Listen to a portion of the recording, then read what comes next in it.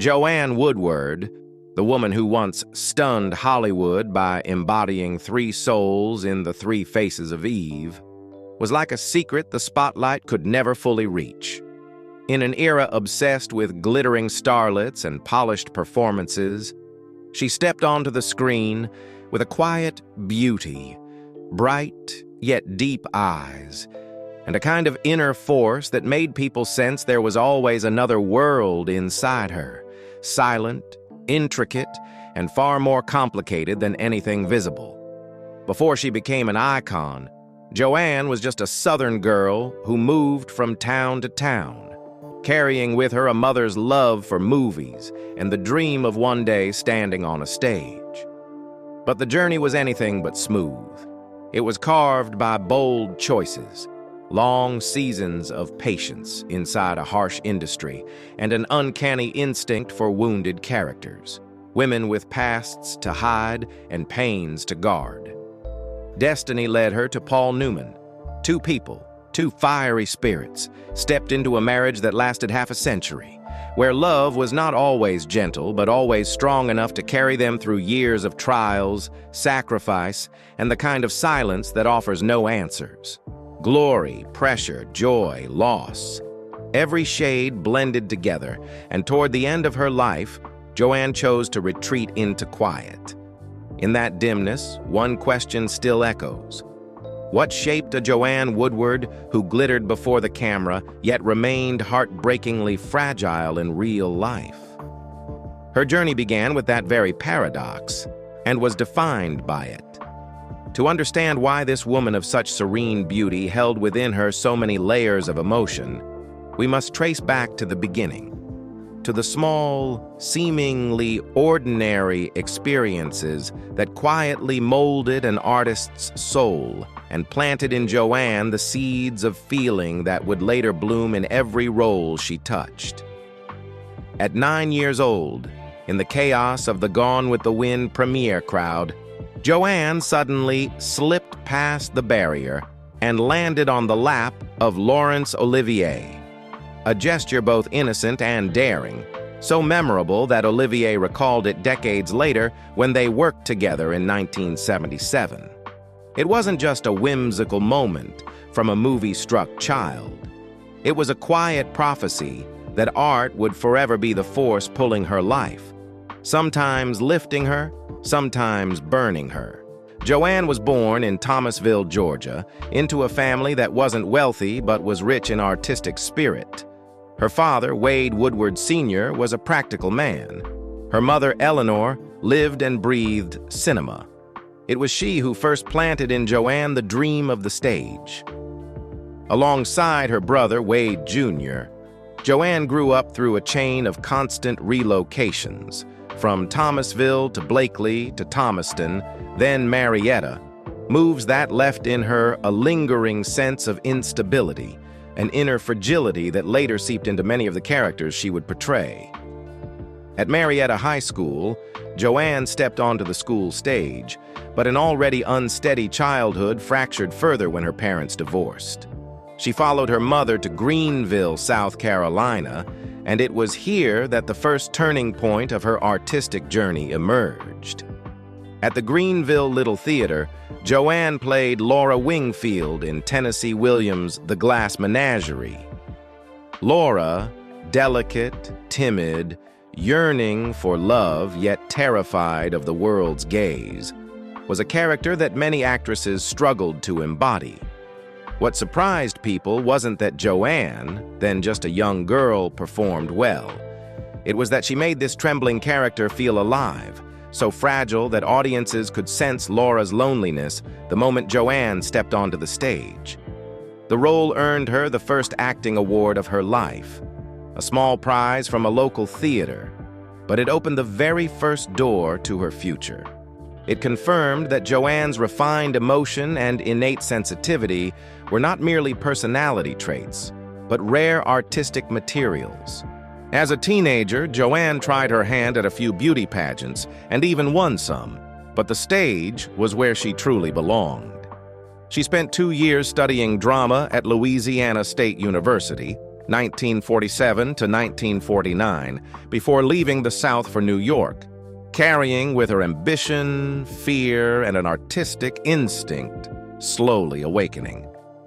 In New York, Joanne trained at the Actors Studio and the neighborhood playhouse under the strict discipline of Sanford Meisner. There, she learned to listen to herself, to pull up the deep, emotional strata most people avoid confronting.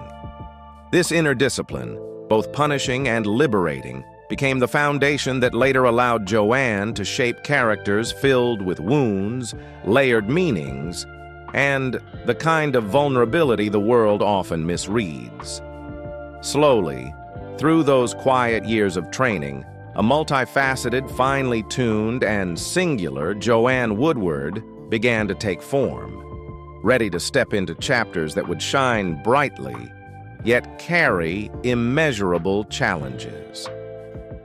Entering her 20s, Joanne carried a quiet inner strength and a sensitivity that made her responsive to even the smallest shifts in human emotion. But New York, a city where thousands of dreams squeezed together just to survive, was not quick to make room for a soft-spoken Southern girl whose persistence was steady, whose honesty could sometimes feel too direct for a world run on unspoken rules. Joanne's career didn't begin with red carpets, but with cramped sets, harsh lights, and roles that vanished as quickly as they appeared. In 1952, she reached her first professional milestone when she appeared in Robert Montgomery Presents in the episode Penny. The role was tiny, but for Joanne, the moment she first appeared on screen, she felt the camera as a living thing, searching for truth in her eyes. Joanne went on to appear in a string of television programs: Tales of Tomorrow, Goodyear Playhouse, Philco Television Playhouse, The Web, Studio One, Alfred Hitchcock Presents. Small roles, fleeting appearances, creating days filled with both hope and exhaustion. It was the stage every young actor must endure, giving everything even while knowing that tomorrow their name might appear nowhere at all. In 1953 to 1954, Joanne took another step forward. She became the understudy for the Broadway production Picnic. It was quiet work, invisible to most, yet essential to a journey that demanded endurance and unwavering belief. And it was in the shadows of Picnic that fate opened a door no one expected. Joanne met Paul Newman, then just finding his footing, just like her. Two young people standing beside each other through long nights of waiting, knowing that sometimes that turn might never come. She worked tirelessly, but still had no entry into film. Hollywood then felt like a distant celestial body, brilliant but unreachable, as if testing her patience to see whether she was worthy of touching it. Joanne's early years in the business passed in quiet persistence, but that very persistence began to send out a faint signal, just enough for Hollywood to start noticing the Southern girl with intelligent eyes and a serene beauty. And then, just when it seemed her path might remain forever entwined with brief television roles, a gentle yet decisive twist of fate appeared. In 1955, Joanne stepped into cinema with Count Three and Prey. There, she became Lissy, a Southern orphan in the post-Civil War era, stubborn, feral, and surviving on sharp, instinctive self-defense. It was not the kind of debut role written to win affection. Lissy was the girl who irritated an entire town with her bluntness and excessive boldness.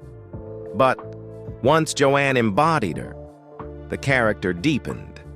Beneath the hardened exterior was the loneliness of someone who had never truly belonged anywhere. What caught people's attention was not her beauty, which was always present, but the authenticity of Lissy, as if Joanne had been living that life for years. Even in her very first film role, she revealed a distinctive ability to grasp a character's inner life.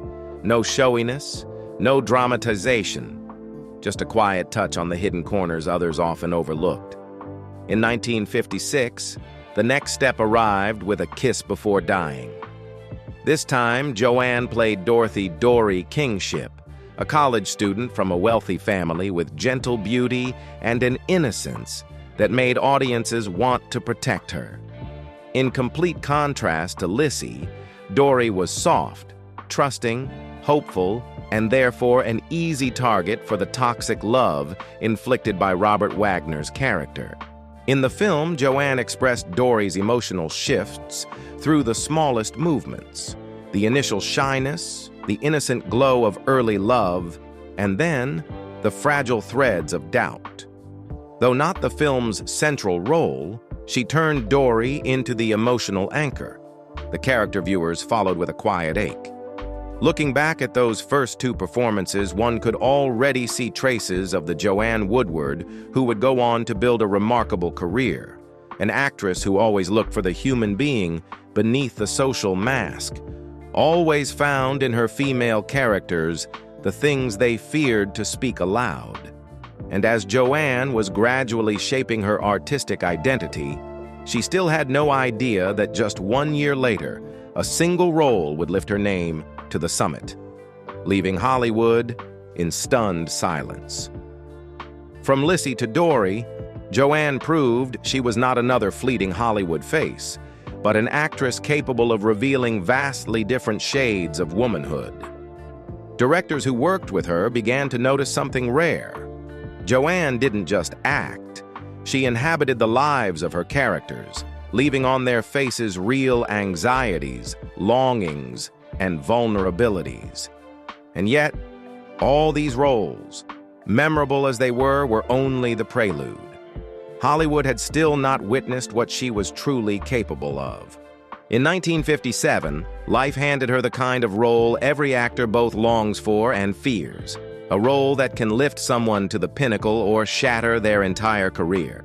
When screenwriter-director Nunnally Johnson adapted the true story of a woman with multiple personalities, he knew this was not a part to be handed out lightly. 3 distinct identities, 3 different ways of breathing, 3 souls that never touch. No cinematic technique could save the film if the performance fell short. Many names were placed on the table, but Johnson was searching for something else: intuition, finesse, inner strength. And he saw all of it in Joanne Woodward. Joanne read the script and immediately understood this was no ordinary opportunity. She didn't choose the role out of ambition. She chose it because she was pulled into the silent suffering of Eve White, the compressed rebellion of Eve Black, and the quiet, sorrowful composure of Jane.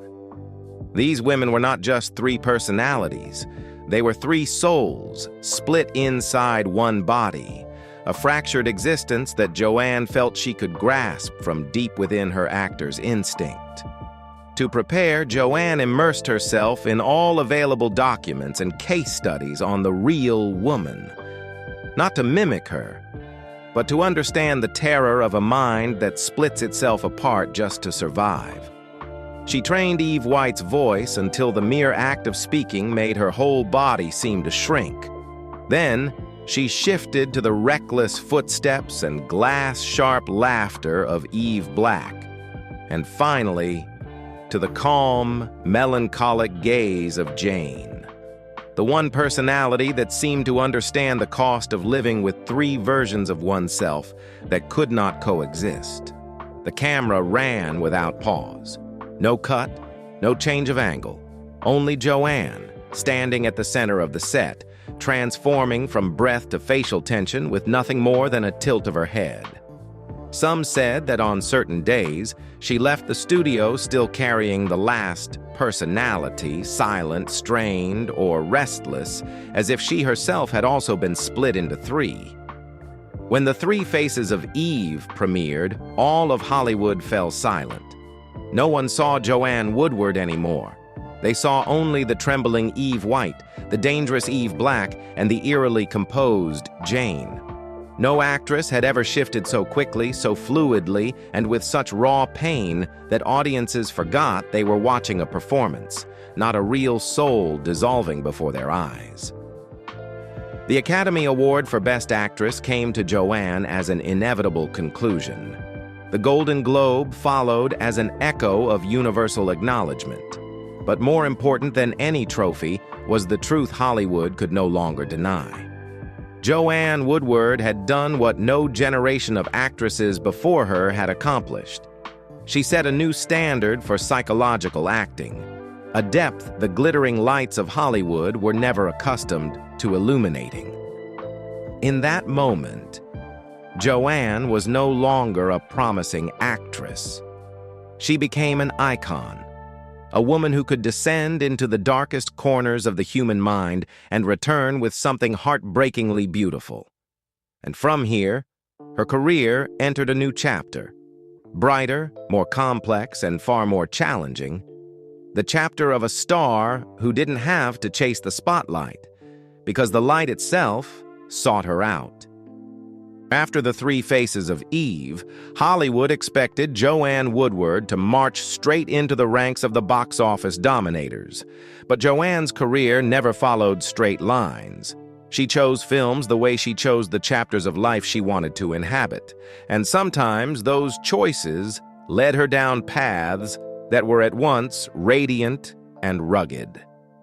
In 1958, the long, hot summer marked a pivotal turning point, not only because it was the first film she made with Paul Newman after the two married, but because it revealed something Hollywood immediately recognized. Between them existed a harmony that was almost impossible to define, something that made every scene beat with a hidden pulse beneath it. On screen, they illuminated each other. Off-screen, they began building a family amid the chaos of a pressure-filled industry. In the years that followed, Joanne entered a series of films in which her marriage was woven into the very frames. Some were humorous and lighthearted, others were tear-stained melodramas. Still others demanded the growing maturity of a woman entering new emotional depths. With From the Terrace, Paris Blues, and A New Kind of Love, Joanne refused to chase the noise of commercial scripts. Instead, she quietly sought characters who gave her something to say, something to explore, something worth living inside. At the same time, she tested herself in a different realm, works with stronger artistic ambition, such as The Fugitive kind alongside Marlon Brando. Though the film wasn't a commercial success, Joanne left a distinctive imprint, the courage to try, to step into characters that audiences might not easily embrace, but that allowed her to touch the thornier edges of her craft. The late 1950s and early 1960s gave her moments of brilliance, but also stretches in which the market looked the other way. That slowdown made many people assume she was retreating.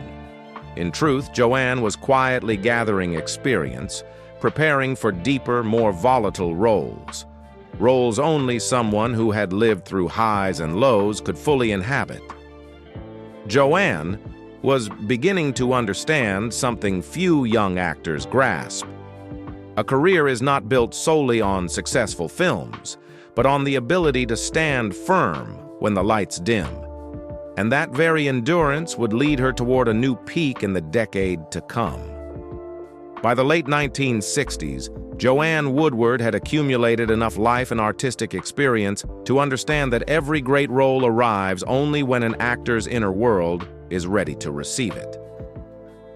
For Joanne, that moment came in 1968, when Paul Newman decided to direct Rachel, adapted from the novel A Jest of God.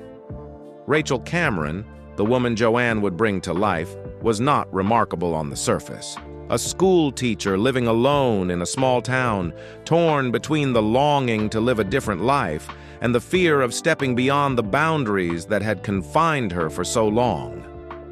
But it was precisely that ordinariness that posed the greatest challenge. Joanne could not rely on explosive emotional moments or dramatic scenes to leave a mark. She had to act through the smallest details, the way Rachel folded her hands together when anxious, the way she forced a smile while her heart drifted off course, the way her eyes lifted toward life as something both beautiful and terrifying. Critics called this performance the most beautiful sigh cinema has ever had. Rachel.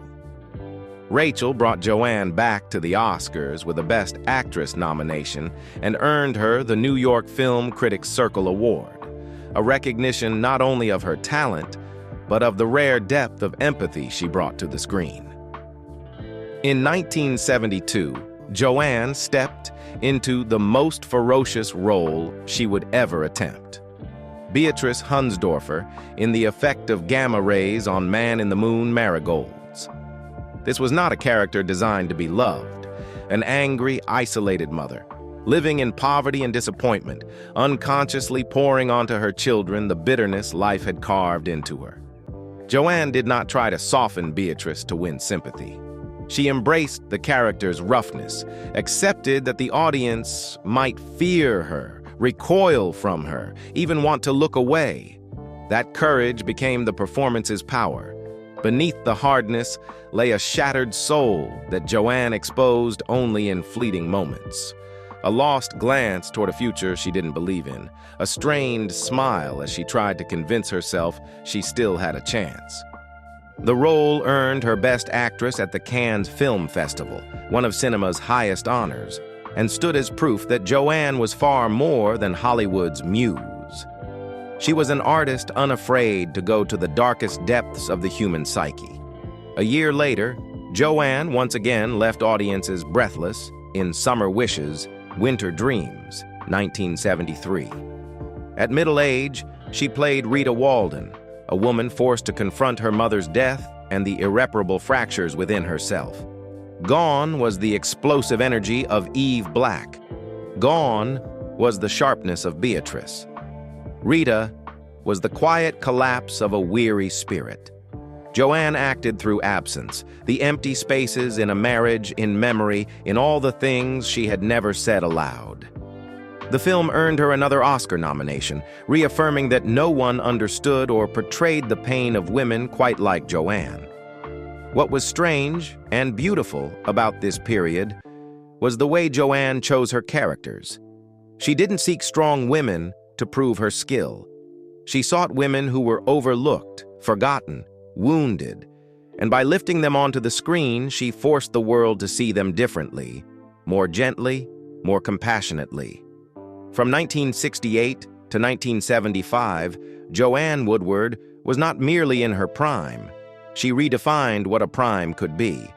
Not box office numbers, not spectacle, but the ability to grasp the most fragile emotions of a human life and place them before the camera as a kind of naked truth the audience could not escape. This was the era in which Joanne became fully herself. Not a star, but an artist. An artist whose every role opened another chamber of the female soul, allowing viewers not just to watch, but to see. This was the period in which Joanne became entirely herself. Not a movie star, but a great artist. An artist whose every role opened another door into the inner world of women, where pain, hope, and the longing to truly live merge into one. After nearly a decade of dominating cinema with rare depth and precision, Joanne Woodward entered a new chapter. A chapter not dazzling in the traditional sense, but one that proved the astonishing endurance and versatility of her craft. While many stars of her generation struggled to keep their place amid the rising wave of young actors, Joanne seemed to enter a second maturity, calmer, deeper, and more willing than ever to explore territories that film could no longer contain. Television and theater became the spaces where Joanne continued telling the stories she had not yet told on the big screen. In 1976 in Sybil, Joanne played the psychiatrist treating Sally Field's character, a woman suffering from multiple personality disorder. What made this fascinating was how it echoed her own past. She had once lived inside three fractured identities in the three faces of Eve. And now, she stood on the other side, steady, compassionate, and guiding a divided soul toward wholeness. The performance reminded audiences of what professionals had long understood. Not every actor can translate psychological complexity to television without losing subtlety. Joanne did it effortlessly. 2 years later, See How She Runs became the clearest proof of a truth Joanne Woodward had always believed in. Art does not depend on the size of the stage, but on the heart of the storyteller. While many stars of her era considered television a step backward, Joanne saw in it an opportunity to tell a more intimate, truthful story. As a 40-year-old schoolteacher juggling responsibility, loneliness, and the fear of being left behind by life, Joanne created a portrait of an ordinary woman filled with quiet strength. Her character's decision to run a marathon was not a dramatic gesture, but a declaration. Sometimes, to come alive again, a person needs only one small act of courage. Joanne captured that gentle strength with exquisite precision. The way the character woke up slightly earlier, walked slightly faster, believed in herself slightly more. There were no tear-soaked climaxes, yet viewers were drawn into the woman's interior journey. Through the honesty, Joanne breathed into every moment. And it was precisely this simplicity, rich, tender, unforced, that earned her the Emmy for Best Actress, a resounding triumph that forced the entire industry to reconsider its old prejudices about television. The Emmy did more than reward an outstanding performance. It marked the victory of an artistic philosophy, that Joanne Woodward could illuminate any medium she touched, film, stage, or television. Each became fertile ground when tended by Joanne's hands and Joanne's heart. In 1985, Do You Remember Love placed Joanne inside one of the most painful and demanding roles of her career, a woman slowly losing her memory to Alzheimer's. It was more than a performance, it was a haunting premonition, one that years later, when the same illness came for Joanne herself, made people look back and shiver. She portrayed the unraveling of memory with a tenderness so heartbreaking that it earned her a second Emmy for Best Actress. On stage, Joanne returned to the roots of her artistry. In The Glass Menagerie, 1987, under Newman's direction, she became Amanda Wingfield, the mother who lives suspended between memories and half-formed hopes. Perhaps no one has ever portrayed the longing for a more beautiful life as convincingly as Joanne. She lived Tennessee Williams' lines as though they had been in her heart for years. Joanne returned to film in 1990 with Mr. and Mrs. Bridge. It was a role of complete maturity. No more explosions, no more violent emotional shadows, but the heavy silence of a woman from an older generation facing a world shifting beneath her feet. The role earned Joanne her 4th Best Actress Oscar nomination, stretching across more than 3 decades of work, an achievement almost unmatched in film history. Joanne Woodward's era of television and theater was not a faint afterword to her cinematic triumphs. On the contrary, it proved that true talent is never confined by medium or form. Wherever a story needed someone to breathe life into it, Joanne stepped forward, quietly but with radiance. For her, acting was not merely a profession, it was a way of living, a way of understanding the world, a way of holding on to herself amid the pushes of time. And this era revealed a Joanne Woodward still at the peak, just choosing a different kind of peak, not loud, but deep and enduring. After her brilliant years in film roles, Joanne did not slow down. She merely changed tempo. Her artistic presence grew quieter, more introspective, as though every performance was no longer a step in her career, but a moment of listening to her own soul. In 1993, appearing in Philadelphia as the mother of Tom Hanks's character, Joanne needed only a few scenes to convey a maternal love so vast and gentle that no line of dialogue could fully express it. That same year, Martin Scorsese entrusted her with the narration for The Age of Innocence, a role rooted in trust, because Joanne's voice carried the warmth of time and the sensitivity of someone who had traveled through many shades of light and darkness in life. Even as she gradually stepped away from leading roles on screen, Joanne never abandoned art. She simply moved into a different position, one of support, preservation, and stewardship. In 2003, Joanne became the executive producer of Our Town, a television adaptation of Thornton Wilder's stage masterpiece, with Paul Newman starring as the stage manager.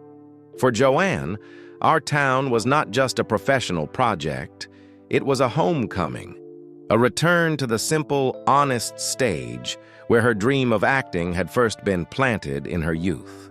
Our Town was a work Joanne had always believed in, minimalist, humane, celebrating the quiet beauty of ordinary life, the very things Hollywood's glamour often overlooked. When she agreed to guide the project, she wanted to restore the spirit of unadorned theater, a place where an actor relied not on effects, not on glitter, but solely on heart and empathy. Joanne took part in every stage of production, choosing the storytelling rhythm, preserving the soul of the original, and ensuring that the television adaptation did not lose the play's poetic simplicity. Those who worked with her often said Joanne had an uncanny ability to sense immediately when a scene was emotionally true or missing the breath of life. A kind of intuition possessed only by actors who have lived their entire lives inside the arts. Our Town was also a rare chance for Joanne and Paul Newman to collaborate once more on a project of legacy. It was one of their final professional partnerships, and Joanne wanted it to reflect the depth, not the spectacle, of their bond, much like the nature of their love itself. Within the industry, Joanne's choice to take on Our Town as a producer was no coincidence. It revealed a gentle yet powerful declaration from an artist in her later years that theater, more than film, was where Joanne Woodward truly belonged. With this decision, she seemed to close a beautiful circle. From the young girl standing backstage at Greenville Little Theater, dreaming of a life in the arts, to the mature woman returning to the stage to protect it, nurture it, and pass it on. Our Town was not merely a project. It was Joanne Woodward's final reminder to the world: cherish the ordinary. It is what life is made of. When the lights of Broadway dim after each performance, most young actors slip quietly out of the backstage and disappear into the vast city. But for Joanne Woodward, it was in those shadowy moments that another chapter of her life quietly opened. A chapter she had no idea would follow her for the next half-century. In 1953-1954, in the cramped backstage of Picnic, the sharp-witted, intuitive Southern girl met Paul Newman, a young actor so striking it was impossible not to notice him, yet carrying in his eyes a faint sadness common to those trying to prove they are more than their looks. Newman still had a family at the time, and Joanne was still wandering between ambition and fear, unsure where the future would lead her. They did not fall for each other at first sight. Their connection grew from smaller things: a shared sigh when rehearsals dragged past midnight, a moment of mutual frustration at the cruelty of the profession, a quiet laugh when a line refused to land correctly.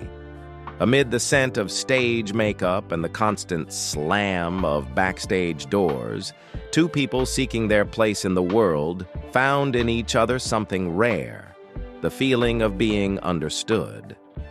Joanne worked with complete honesty, never posing to attract attention, never trying to seem deeper than she truly was. Newman watched her from the shadows and, for the first time, understood what it meant for acting to come from within rather than from technique. In return, Joanne saw in Newman a fragility audiences would never glimpse behind that flawless movie star face. Their feelings grew like embers, silent, persistent. Newman's marriage kept them at a distance, but that restraint only made it clearer that they were no longer strangers. One evening, after long hours of rehearsal, they stood side by side watching the stage glowing under the lights. The distance between them was just far enough not to touch, but close enough to know their hearts had already crossed into dangerous territory.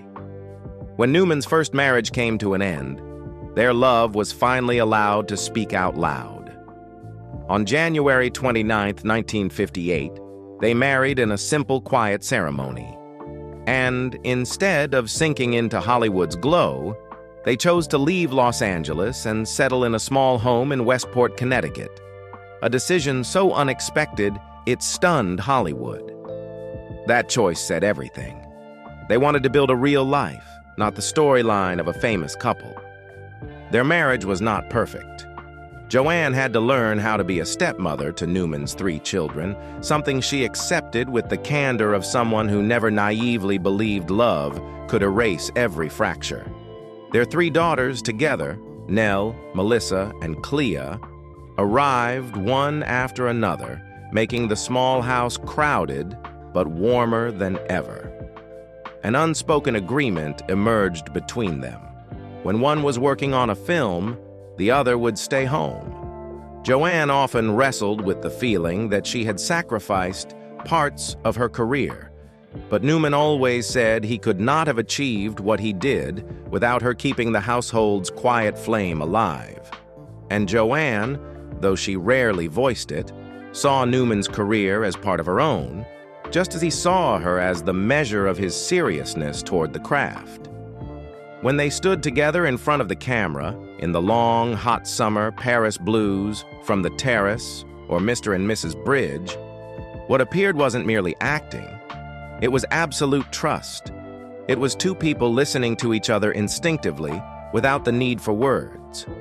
Newman once wrote in his journal, "Joanne is the better actor. She forces me to be better." And she answered with a line as light as breath. "He's handsome, sure, but try living with him." A single sentence, but enough to remind Newman that the woman beside him did not love the legend adored by the world. She loved the imperfect, vulnerable man he truly was. But no love is strong enough to outrun every storm. Newman battled alcoholism for many years. Joanne did not leave him, nor did she defend him. She stood beside him, sometimes firm, sometimes gentle, but always as the place he returned to when he needed to face himself. Then time, the quietest and most merciless enemy, entered their marriage. In 2007, Joanne was diagnosed with dementia. The sharpness that had defined her for decades began to fade. Newman became the one who reminded her of each step on the staircase, each room, each familiar object in their home. Only days later, Newman received his own diagnosis, terminal lung cancer, as if fate wanted to test whether a 50-year love was truly as enduring as the world believed. 2 people who had weathered triumph and hardship side by side now sat by the Westport window each afternoon, in silence. No film sets, no applause or criticism, only 2 aging hands searching for each other in the dusk. Newman grew thin quickly, but what pained him most was not his body. It was the thought that Joanne would have to go on living while her memory slowly slipped away, that she might lose herself with no one left to remind her of the things that had made their life together. On his final day, when Newman lay in the hospital room, Joanne hesitated at the doorway because of her illness, but then she said a sentence the family would never forget. "I need to go in to him." She walked to his bedside and placed her hand on his leg, a small habit they had kept for years. And in the moment her hand settled there, Paul Newman took his last breath. No wailing, no farewell speeches, only a beautiful silence. The silence of 2 people who had traveled the entire road of their lives together. When Paul Newman passed away in 2008, the world lost a legend. But for Joanne, it was the moment a part of her soul quietly closed. She gradually withdrew from the public eye, living softly within peaceful rooms, letting her memories drift at their own pace. Her recollection faded, yet to those who stayed by her side, one thing never dimmed. Whenever she saw a photograph of Paul, she would smile, a gentle smile like the last stage light at the end of a performance, the smile of a woman who understood that love does not need memory to survive. Once, someone asked Joanne the secret to a half-century marriage in a Hollywood full of temptations. She answered with a simple line, light as breath yet powerful enough to move a lifetime. Paul was my home. After his passing, Joanne's life did not fade into silence. On the contrary, the quiet seeds she had planted throughout her life continued to spread in deep, unseen ways. Joanne never viewed compassion as a mission or obligation. To her, it was simply the natural extension of the empathy she carried into every role she played. Since 1988, when she and Paul founded the Hole in the Wall Gang camp for children with serious illnesses, Joanne showed up not with glamour, but with closeness. She knelt down to meet the children at eye level, held their hands, listened to their tiny yet courageous stories. Staff members said her eyes were always warm, always deep, as if she were looking directly into the pain the world usually ignored. As the Newman's own foundation grew, she remained quietly in the background, preserving its philosophy: to do good without making noise. She believed that light only matters when it shines on the places that need it most. And when Paul was gone, it was their daughter, Clea Newman, who continued that current of love through the Serious Fun Children's Network, like a river of kindness passed down from both of her parents. But perhaps the place that bears Joanne's imprint most clearly is the stage. Not the film set, not the glittering award nights, but the plain wooden stage where she once stood as a young girl dreaming of art. In the early 2000s, when many assumed Joanne had stepped quietly into the background of life, she unexpectedly took on the role of artistic director at the Westport Country Playhouse. She moved across the stage like someone returning to an old home, adjusting every light, choosing every breath for her actors, shaping the rhythm of each line as if safeguarding something fragile yet priceless. Young actors who worked with her recalled that Joanne had a personal ritual. She would place a hand on their shoulder backstage and whisper, "Don't act, live." Just that, but enough to change an artist's life. Allison Janney, who would later become one of Hollywood's finest actresses, often said that Joanne was the person who pulled her out of fear, teaching her that the beauty of acting lies in honesty, not technique. Joanne never tried to build a grand persona. She left her mark simply through being present, steady, warm, humble, and profound. And when one looks back on the life of Joanne Woodward, it becomes clear how impossible it is to separate her artistry from her humanity, just as impossible to separate her kindness from her talent. They intertwined into a rare kind of light, not the blazing light of fireworks, but the gentle glow that lingers after the curtain has fallen. Some artists, when they step away from the spotlight, feel the world shift away from them and find no place for their next step. But others, like Joanne Woodward, choose a different path, a small, quiet road where they can finally live fully in the stillness youth never allowed. Today, Joanne no longer appears in public. Her days move slowly, softly, like specks of sunlight drifting along the narrow path that leads to her home by the California coast. Her mornings arrive with slivers of light slipping through the curtains, with the whispered voices of grandchildren in the kitchen. No film sets, no lines to memorize, no call sheets, only the warmth of family, a hand to hold when needed, and the peaceful moments she rarely had amid the rush of cinema and theater. Her memory holds gaps now, like doors cracked open into a hazy space.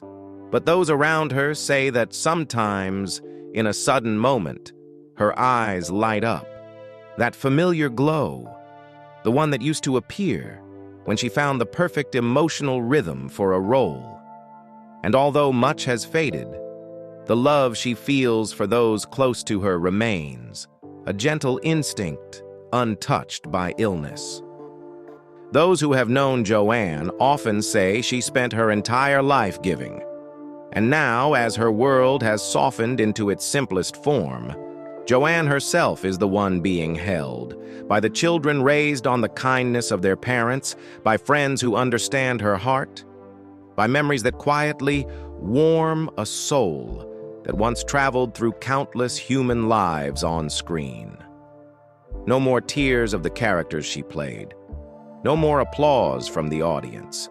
Only the peace of someone who has walked a long road and now rests in a gentle place where the ocean breeze brushes the porch and carries the sense that everything, glory and loss alike, has finally found a resting place within her. Joanne has not lost her light. She has simply chosen to let it shine more quietly, like the last lamp still glowing in a room after the performance has ended, not dazzling but warm enough for anyone passing by to feel its presence. The journey of Joanne Woodward closes like a soft, glowing light, from roles that touch the core of human nature to a love that endured half a century, to her quiet contributions to the community and to generations of artists after her. She never chased grandeur, yet the mark she leaves is more enduring than any spotlight, gentle, resonant, and lingering long after the lights fade. If Joanne's story touched your heart, even just a fleeting emotion, a small thought, or a quiet moment of empathy, feel free to leave a comment so we can share together about her, about cinema, and about the journeys we all walk. You can also like and follow the channel to continue exploring the silent but powerful portraits of those who left behind a light that time cannot erase.